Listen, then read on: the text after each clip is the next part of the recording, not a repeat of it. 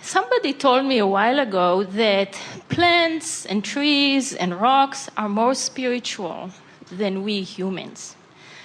It took me a very long time to kind of toss it around and get a grip of it. But today, when you talked earlier about the environment, the image that came to my mind was of looking at flowers, how they don't have any resistance.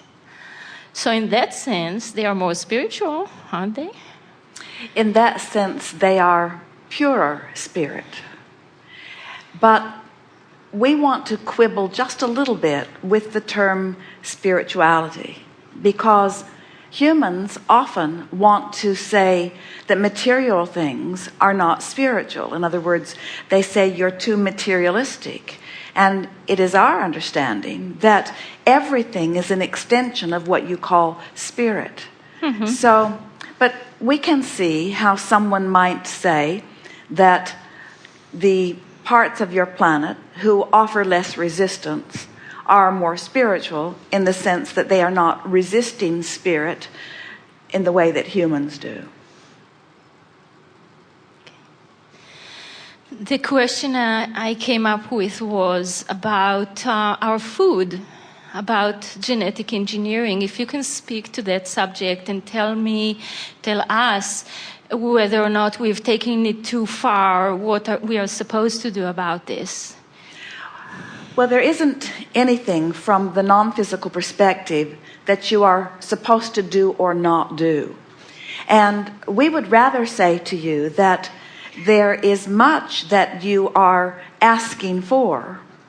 In other words, from knowing what you don't want, there are many solutions that you are asking for and that you are actually putting into your vortex.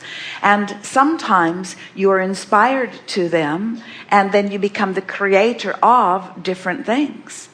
In other words, taking this subject of spirituality and considering it from an action standpoint, because that's a bit what you're talking about here. In other words, people want to say, well, I shouldn't be materialistic, I should be spiritual. And then they say, and I shouldn't offer action, I should do it all with vibration. And we say, you don't want to get too carried away with that, or when you prepare your lunch, you'll be standing in your kitchen banging rocks together trying to make fire. In other words, there isn't anything wrong with following the evolution of your environment. And so there are all kinds of things that at one time you never thought possible or plausible.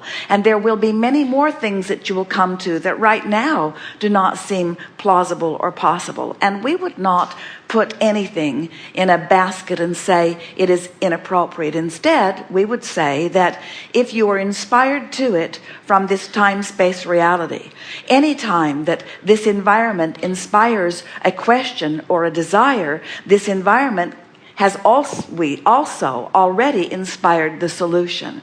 And so it's a fine line about what inspiration is coming to you. And we would not limit ourselves as a species by saying, if it wasn't here when I got here, it shouldn't be here now, because that totally defies the creator that you are and why you are here.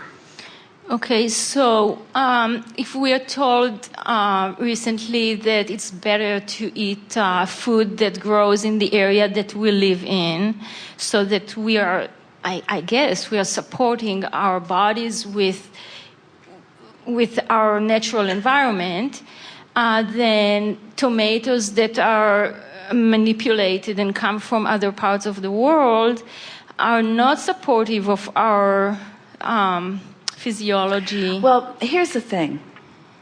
If you have, let's say that through your life experience, you are not feeling the vitality of your physical body in the way you would like it to be, just for an example. So in that diminished vitality, you're requesting more. And vibrationally speaking, it has already been accomplished. So then let's say that because you've been working to be in the vortex. You've been basking more and doing some meditation every day and looking for reasons to feel good and finding them and getting in the vortex and recognizing that you are, and then affirming from inside the vortex and practicing the vibration of it. So you've been tending to your vibration. You will be inspired to the behavior, to the being in the right place at the right time. All kinds of things by law of attraction will come to you. But if you have all of these things that you've decided are inappropriate, in other words, if you let someone else's opinion about what you should do, especially when their opinion is always selfishly motivated, in other words, and there isn't anything wrong with their opinion being selfishly motivated, everyone's is, but you just don't want to let someone else's selfishly motivated opinion be what guides you.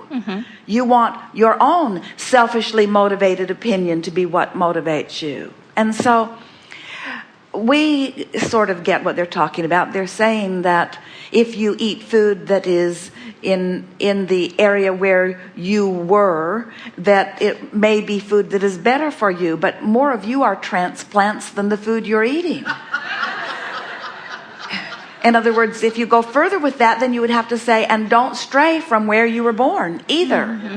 And only eat what grows in the area where you were born. And we say, oh, this is becoming a global economy. It is a global creative co-creation that is going on. And it is more than global. It is universal. In other words, we are all in this together. And the best of all of it will come together for you as you begin focusing there. This subject, as far as we are concerned, is much more importantly about how to decide what behavior to offer or what behavior is best for you than it is about the specifics of the genetically engineered food, because there are so many people who want to guide you in behavior, not because they're not well-meaning, and not only because it would be economically advantageous to them. People just think they're right, and when they think they're right from outside the vortex, they need you to think they're right too, to try to make them feel better. But it never does make them feel better. Unless you're in alignment with who you are, it never feels better. Are you getting, those of you who are consciously aware and deliberately tending to your vortex on a more consistent basis, are you beginning to understand your relationship with food on a more personal level? In other words, don't you find yourself sometimes putting something in your mouth and your whole body reveling that you have put it in your mouth? In other words, that's the cells of your body saying yes to this. In other words, they can feel the importance and the perfection of this. And in no case are they reveling because you grew it in your backyard. Okay. I'm definitely getting it. Thank you.